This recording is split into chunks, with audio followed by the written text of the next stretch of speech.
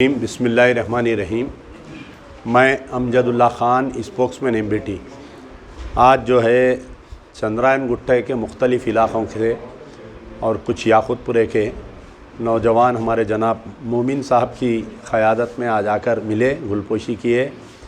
पहले तो जो इंतख़ाबात आने वाले इंतख़ाबात हैं तेलंगाना में आलमोस्ट आ चुके हैं और नवंबर 30 को जो पोलिंग है उस सिलसिले में तहरीक के उम्मीदवार कौन कौन कहाँ से लड़ेंगे अभी दरख्वास्तें उसूल की जा रही है। इंशाअल्लाह सदर मजलिस बचाओ तहरीक जनाब मजीदुल्लाह खान फ़रत और जो 3 रुकनी कमेटी डाली गई है जनाब मुस्तफ़ा महमूद साहब और दीगर के साथ में, वो फ़ैसला करेगी कि कौन कहाँ से उम्मीदवार बनेगा।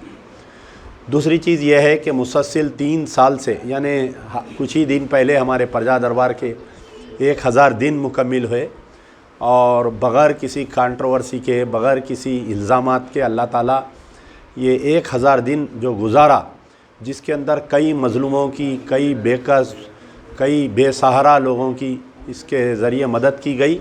मैं पहले तो अल्लाह और उसके हबीब मोहम्मद रसूलुल्लाह सल्लल्लाहु अलैहि वसल्लम का शुक्रगुज़ार हूँ और मैं 2 रकात शुक्राने भी अदा किया 1000 दिन होने के बाद में।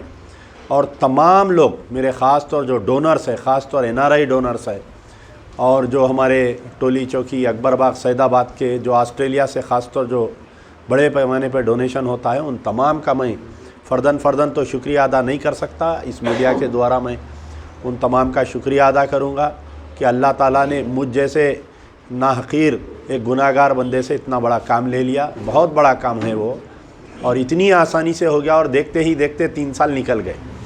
मैं जब भी रोज़ सुबह फेसबुक देखता हूँ तो 1 साल पीछे, 2 साल, 3 साल के जो बैक हिस्ट्री आती है, मुझे ख़ुद देखकर हैरत होता है कि हम मेरी अपील पर इतने लाखों रुपए का लोगों को फ़ायदा हुआ। और इतने कल ही एक लड़की मेरे पास 2 साल पहले जो है फर्स्ट फ्लोर पे से गिर गई थी। जब भी आती माँ बाप के सहारे से आती थी। मादरनापेट ओल्ड ईदगाह की लड़की थी। अल्लाह ताला उसके दोनों घुटनों का सर्जरी हुआ और आज वो लड़की चलकर आ रही है और इंटरमीडिएट सेकेंड ईयर में आ गई, नीट का एग्ज़ाम दे रही है और टॉपर है। इंशाल्लाह उम्मीद है कि वो खुद डॉक्टर बनेगी। एक माँ के 2 बेटे हैं और दोनों को जो है वर्मिकोस की बीमारी थी। ये 2-3 दिन पुराने वाक़यात सुना रहा हूँ। तो उस्मानिया गांधी गए, बेचारे नीम्स गए, पैर काट देना पड़ता बोले दोनों लड़कों के। एक शादीशुदा है और एक अनमैरिड है। एक माँ के ऊपर क्या गुजरी होंगी बोलिए। एक बच्चों के दोनों पैर। फिर मैं बड़े डॉक्टर्स की 12 डॉक्टर्स की टीम बैठकर, डॉक्टर मीर जवाद ज़ार ख़ान जो जर्मनटाइन हॉस्पिटल है और उनके पास पैसे भी नहीं थे, तकरीबन एक को 3-3 लाख रुपए ख़र्चा आ रहा था दोनों के पैर बचाने का। और अल्लाह का फ़ज़ल है कि कल ही दोनों की सर्जरी हुई और दोनों के पैर बच गए, दोनों बच्चों के। तो ये सब जो है कुछ देर के लिए अपन आँख बंद करके सोचें तो ऐसा महसूस होता है कि हम एक हसीन सपना देखकर उठे हैं, लेकिन ये हकीकत हुआ है। ये आप लोगों की दुआओं के नतीजे में, तमाम तहरीक के जो बड़े हैं, मेरे सीनियर हैं, उनकी दुआओं की वजह से ये हुआ है। इंशाअल्लाह इंतख़ाबात तो आते रहते, इंतख़ाबात जाते रहते, मुस्तकिल मिजाजी से हमको काम करना है। मैं बारहा बोल रहा हूँ, मजीदुल्लाह खान फ़रत भी अपने स्टेटमेंट में बारहा ये बोलते हैं कि पढ़े लिखे तबक़ात के जो नौजवान हैं वो अगर सामने आएंगे तो सिस्टम को हम साफ़ रख सकेंगे। पढ़ा लिखा नौजवान रहेगा, अगर MLA बनेगा, कारपोरेटर बनेगा, MP बनेगा, तो वो जो है उसकी सोच अलग रहेंगी।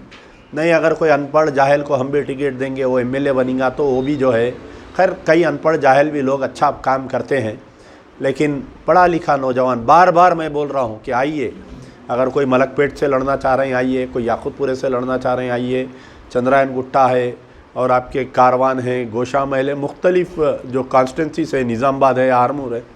वैसे तो दरख्वास्तें आ रही हैं, उसके ऊपर गौर किया जाएगा और अनक़रीब मजलिस बचाओ तहरीक की लिस्ट का ऐलान किया जाएगा। उम्मीद करते हैं कि आइंदा भी आप लोगों का ताउन रहेगा, ख़ास तौर पर मीडिया वालों का, जैसा हमेशा से ताउन रहा आप लोगों का। शुरू दिन से तहरीक का गाज़ी मिल्लत के साथ थे, आदम मलिक मरहूम के साथ में थे, क़ायम खान के साथ में थे, मजीदुल्लाह खान फ़रत के साथ है और हमारे साथ रहेंगे। यार जिंदा सोबत नहीं, इसमें देखिए कि कारकुन ही उम्मीदवार बनना, चाहने वाला ही उम्मीदवार बनना, भाई उम्मीदवार कोई भी बन सकता। तो हम चाह रहे हैं कि इट्स ओपन फॉर ऑल।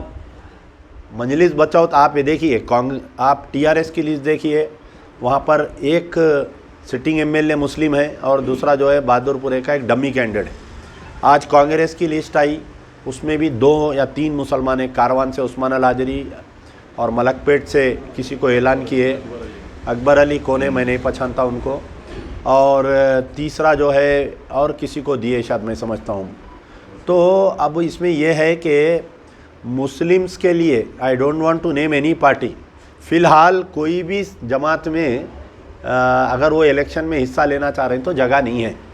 मजलिस के भी हाथ पैर बने हुए हैं फ़िलवक़्त, 7 सीट से वो लोग बढ़ के लड़ाने वाले नहीं हैं वो लोग। तो अब एक ही फील्ड खुली है, वो है मजलिस बचाओ तहरीक।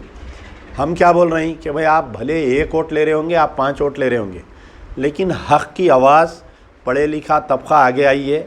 आप सिस्टम को बदलना है तो आपको सिस्टम का हिस्सा बनना पड़ेगा।